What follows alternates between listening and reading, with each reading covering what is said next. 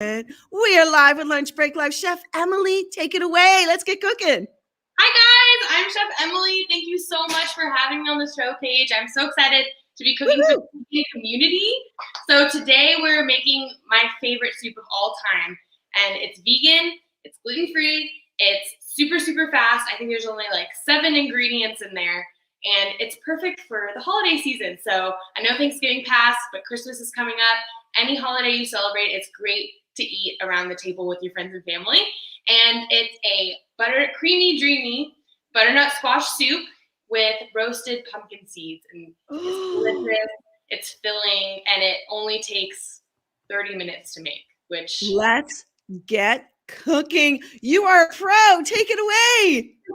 All right, so I'm going to lift this up and show you guys what I've been working on so far. So all of the stuff I've done off camera is simple. I don't need to show you guys. You know how to chop, you know how to peel.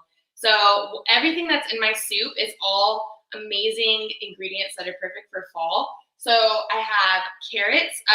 If you guys have ever done any sort of basic cooking, you know what a mirepoix is.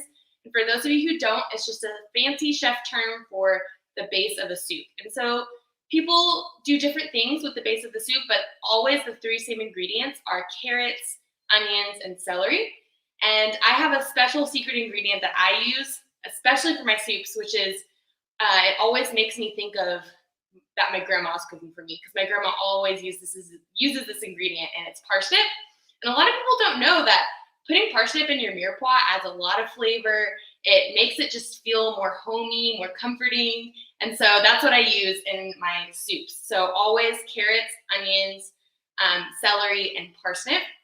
And then also in here, I have some butternut squash diced. So if you guys, I know butternut squash can be kind of hard to dice yourself, so you can just go get it store-bought diced, and that's like the easiest thing ever. My type of cooking, I don't want anybody to have a hard time or tough time. If you have a lot of time to chop a whole butternut squash, go ahead and do it. But if you don't, just buy them pre-diced. It's so easy. So you guys can see that all of the colors, it's steaming, it's looking really nice. So what I did was I put it in the pot with a little bit of olive oil and sauteed it. That just means stirring it on a high until it breaks down and gets a little bit translucent. And then I put in 2 boxes of vegetable stock. So there are differences that people like to use between vegetable stock and vegetable broth. And I like to use stock because stock is pre-seasoned. So we want to do all the seasoning after on our own. We don't want to put in any weird seasonings, any extra salt. So I like to start from scratch. So I like to use stock. So that's another fun tip for you for soups. So I put that in there and let it simmer, brought it up to a boil, and then let it simmer for about 30 minutes. And now we're ready to blend it together. And so I hear that there's a special dance that we do when we blend soup. Yes. And this is great because, Paige, I was a dancer my whole life.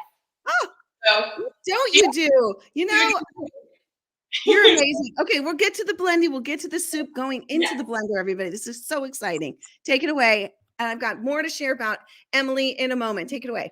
Yes. Okay. So I like to, whenever I'm spooning my soup in my blender, I like to do it close. I don't like to take my spoon and bring it all the way to the blender. So that's why I like these ones that you can just take off of the base. It just makes it easier, makes it a lot cleaner. I can tend to be a messy chef at times, especially when I was first learning. So if you are scared of blenders, if you're scared of messing up your kitchen, I know we're going to mess up our kitchens for the holidays, but this is the easiest way to do it. And also, if you have a small blender like me, you can do it in batches at a time. I also added, yes. I just want to say, I just want everyone to know, this woman is just extraordinary. She was on Hell's Kitchen, y'all. Season 20. She's one of the youngest contestants, being a chef, plant-based, fully trained. Wow, we're going to hear more about that soon. Okay, take it away. We got a blender dance coming, everybody. Stay tuned. Are you ready to move? Let's go. Yes, I'm very excited. And also, one thing I forgot to mention in the soup ingredient are bay leaves. And so bay leaves add a lot of good flavor. They're just dried leaves that you can get in any grocery store. But we don't want to put them in our soup, right? So make sure when you're ladling your soup in your blender to take out those bay leaves, and then everything else is edible, easy to blend. And all right, here we go, blender dance.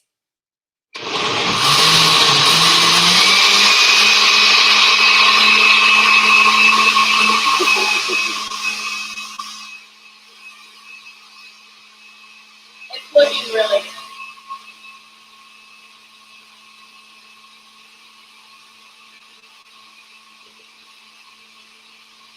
That's right. You heard that correctly. Chef Emily Hersh here she was on season 20 of Hell's Kitchen, y'all. And she is, as far as I know, the only plant-based chef so far. Is that right? Yes, there was another plant-based chef on my season, which made things amazing to have a buddy in a world where we're not very familiar with. So we had another one, her name was Josie. She was great. She was the person I was closest to on the show. And so we had a lot of fun being the vegans and serving our vegan to Gordon Ramsay and seeing what he says about them. Which is I'm very honored to be one of the first trained plant-based chefs on the show, and just to be able to spread such a loving, kind platform to a community that is used to seeing something different most of the time, and for us to step on there and be a fresh new face and a voice for compassion and love is one of my biggest accomplishments. So I'm very, very honored. Yes, yes. Okay, what is this? Okay, so this is another secret ingredient for our soup.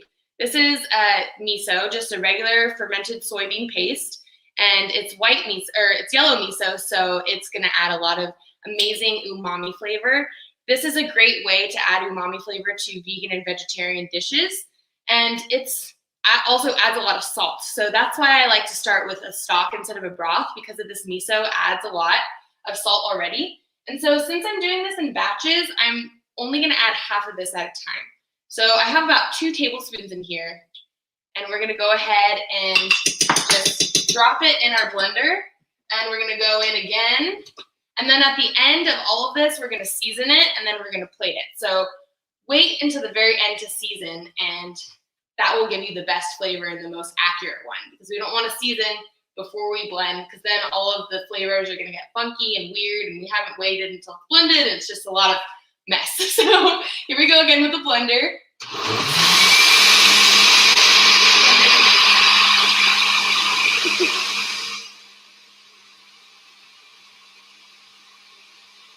That's right. Blender dance, y'all. That's right. Join us. I love the blender dance. I'm gonna start doing that in my show. There you go. Take it away. All right. So I've only mixed half of this. You can also save this and put it in a Tupperware and mix the rest if you want. Or you could just do it in batches and mix again and again. But since you guys have already seen this first step, we are going to put it in a bowl, season it with some salt, and then we're gonna garnish it. And guys, that's it. It's so simple and it's so delicious. So I'm gonna get actually, I'm gonna blend it in here. We don't wanna waste any of our dishes, right? So we're gonna blend it all in our blender. Blend it one more time. We're doing 3 blender dances today, so that's pretty awesome. Great start to your lunch. This is amazing. We're really getting it. Yeah. Go ahead. So for this, if you are not used to kind of doing salt by yourself without measuring, I would say do your salt, season it a teaspoon to tablespoon at a time, and then taste it regularly. Since I've done the soup a lot, I'm just gonna kind of eyeball it. And also, when I was working at restaurants, if I was like measuring out the salt, I would get a little slap on my wrist. They'd be like, "No, you need to do it by eye, and you need to taste it like a chef." So I learned the hard way of this, because when I first started, I was over salting everything, doing it by eye. So add a little bit at a time, because you can always salt something more, but you can never take away salt. So that's something that I learned from doing it this way. So I'm gonna do like a tablespoon. I think will be enough for this soup. And if we're a whole batch, I would say probably like 2 tablespoons of salt. And that should be it. So just vegetables and salt. It's the greatest lunch ever. All right, last time.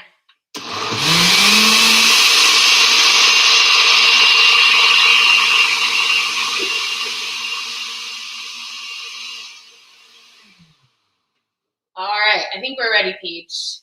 I think this is it. My gosh. Okay, now we have to know, how long did you cook everything in the pot? How Only long was all 30 that? minutes. Wow, 30 minutes, y'all. This is fast. Okay, continue on. 30-minute lunch or dinner or snack. All you do is saute, bring it up to a boil, simmer for 30 minutes, and then blend. And the blending takes 2 minutes. So it's amazing. And we're going to taste this because chefs taste everything. We are all chefs, so anybody can be one. All you have to do is have a blender and make a soup at home, and you can call yourself a chef. All right. Now, Emily is also a recipe developer at Nature's Eats, and she instructs cooking classes and demos both online and in person. She has a season 2 coming out. So season 1's already out, of the Self-Help Chef. It is so much fun. You definitely have to head over to her offerings to see that. Oh my gosh, so great. How's it taste? It's amazing. It's so good. The parsnip, you can really taste that homey kind of flavor that the parsnip offers. My grandma always uses parsnip for matzo ball soup, so that's where I got my inspiration. So thank you, Grandma. And what we're gonna do now is we're gonna plate it. And so I actually also have some bread in here that we have put some vegan butter on. So vegan bread, vegan butter, and I always eat soup with bread because why not? So we have just toasted it on either side until it's nice and crispy and it's nice and golden brown. So amazing bread that we're gonna have with our soup. And then we also have some roasted and salted pumpkin seeds. And so what I did was I put them in the oven and I tossed them in some olive oil and then I tossed them with some salt. You can also buy pre-roasted and salted pumpkin seeds at your local grocery store, the bulk section. It's really easy. I do that when I'm in a rush.